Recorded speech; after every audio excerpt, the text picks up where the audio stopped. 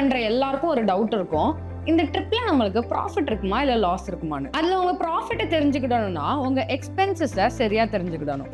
அதை விட முக்கியமா காஸ்ட் பர் கிலோமீட்டர் தெரிஞ்சுக்கணும். ஒரு கிலோமீட்டருக்கு எவ்வளவு செலவாகுது, ஒரு நாளை நீங்க எவ்வளவு சம்பாதிக்கீங்க, அதுல எவ்வளவு லாபம் வரும், மந்த்லி லாபம் நீங்க எவ்வளவு ட்ரிப்ஸ் எடுத்தா பண்ணலாம், இதெல்லாம் கால்குலேட் பண்ணணும்னா இந்த வீடியோ ஃபுல்லா பாருங்க. ட்ரக் டைப் என்னவா வேணா இருந்தாலும் கால்குலேஷன் ஒரே மாதிரி தான் இருக்கும். நான் எக்ஸாம்பிளுக்கு 32 ஃபீட் மல்டி எக்ஸல் எடுத்திருக்கேன். இப்போ மல்டி எக்ஸலோட சேசஸ் வந்து 32,64,000 வருது. பாடி கேபின் வந்து 4,50,000, 5,50,000 வரைக்கும் வருது. இதுக்கு ரெஜிஸ்ட்ரேஷனுக்கு உங்களுக்கு 55,000 ஆயிரும். இன்சூரன்ஸ்க்கு உங்களுக்கு 80 ல இருந்து 1 lakh வரைக்கும் ஆகும். ஸோ மொத்தமா நீங்க 38 ல இருந்து 39 லட்சம் செலவு பண்ணுவீங்க ஒரு 32 ஃபீட் மல்டி எக்ஸலுக்கு. ஒரு கிலோமீட்டருக்கு நம்மளுக்கு எவ்வளவு லாபம் வரணும்னு தெரிஞ்சுக்கிடணும்னா அதுக்கு rate per kilometre and cost per kilometre எவ்வளோன்னு தெரியணும். Rate per kilometre minus cost per kilometre தான் உங்க profit per kilometre. First rate per kilometre தெரிஞ்சுக்கலாம். அதுக்கு எக்ஸாம்பிளுக்கு சென்னை டு பெங்களூர் எடுத்திருக்கேன். இப்போ நம்ம ரவுண்ட் ட்ரிப் கால்குலேட் பண்ண போறோம். அதாவது அப் அண்ட் டவுன். சென்னையிலேருந்து பெங்களூர் ஆவரேஜ் பிரைஸ் வந்து 28,800. Bangalore to Chennai average price வந்து 17,200. அப்போ ஒரு ரவுண்ட் ட்ரிப்க்கு உங்களுக்கு 46,000 கிடைக்கும். Total distance up and down சேர்த்து 652 கிலோமீட்டர். இப்போ காஸ்ட் பர் கிலோமீட்டர் எவ்வளோ வரும்னா 46,000 divided by 652, 70.5 rupees total round ட்ரிப்புக்கு. இப்போ நிறைய பேர் ரிட்டர்ன் லோட் கிடைக்கிறது இல்லைன்னு சொல்றீங்க. FR8ல ரிட்டர்ன் லோட் கண்டிப்பாக கிடைக்கும். ஸோ நான் அதோட ரவுண்ட் ட்ரிப்போட கால்குலேஷன் சொல்கிறேன். இப்போ எக்ஸ்பென்சஸ் பர் ட்ரிப்புக்கு கால்குலேட் பண்ணலாம். Insurance and EMI fixed expenses தான் இருக்கும். அது போக diesel, driver salary, permit, toll expenses, டிரைவரோட ஃபுட் எக்ஸ்பென்சஸ்னு சிலது இருக்கும். இடையில போலீஸ் கூட மறைச்சா காசு வாங்குவாங்க. பட் அது அன்பிரெடிக்டபிள்.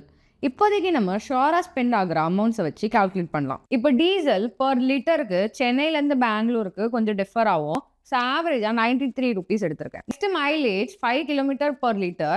அப்போ டோட்டல் டீசல் ப்ரைஸ் வந்து 652 into 93 டிவைடட் பை 5 அப்படின்னா 12,127 rupees செலவாகுது. ஆவரேஜாக டோல் ப்ரைஸ் பார்த்தீங்கன்னா 1,200 ஆகும். டிரைவர் சேலரி யூஸ்வலாக ஒரு ட்ரிப்புக்குன்னு கால்குலேட் பண்ணால் 15% ஆஃப் த ட்ரிப் நீங்கள் கொடுக்கணும். ஸோ நம்ம ரவுண்ட் ட்ரிப்புக்கு கால்குலேட் பண்ணும்போது ஆவரேஜாக 6,900 rupees ஆகுது. இது போக மிஸ்லேனியஸ் அமௌண்ட்டுன்னு ஒன்று இருக்கும். போலீஸ்க்கு நீங்கள் லஞ்சம் கொடுக்கறது, திருப்பி டிரைவர் சாப்பிட்றது, அந்த எக்ஸ்பென்சஸ்லாம் இருக்கும். அது ஒரு 1,500 எடுத்துக்கலாம். ஸோ டோட்டல் எக்ஸ்பென்ஸ் வந்து 21,727 rupees செலவாகுது. அப்போ எக்ஸ்பென்ஸ் பர் கிலோமீட்டர் எவ்வளோனா 33 rupees.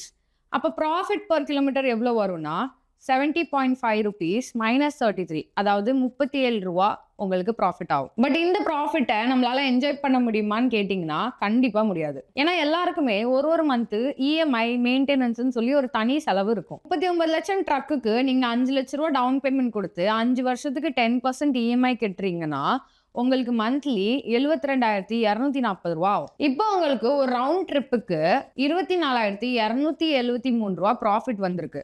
அப்போ மந்த்லி நீங்க 3 ட்ரிப்பு கண்டிப்பா போனாதான் இஎம்ஐயை கட்ட முடியும். எக்ஸிஸ்டிங் ப்ராஃபிட் வச்சு பாத்தீங்கன்னா நீங்க ஒரு 5 ட்ரிப்புக்கு போனீங்கன்னா தான் உங்களுக்கு 1,21,000 கிடைக்கும். அதுல இஎம்ஐ 72,240 இயர்லி ஆகுது. ரோட் டாக்ஸ், பெர்மிட், இன்சூரன்ஸ், மெயின்டெனன்ஸ்னு இது எல்லாத்துக்குமே மாசம் ஒரு 5,000 ரூபாய் செலவாயிரும். அப்போ உங்க டோட்டல் ஏர்னிங் எவ்வளவு வரும்னா 43,300 ரூபா. உங்களுக்கு ரெகுலரா பெங்களூர் தான் கிடைக்கும்னு சொல்ல முடியாது.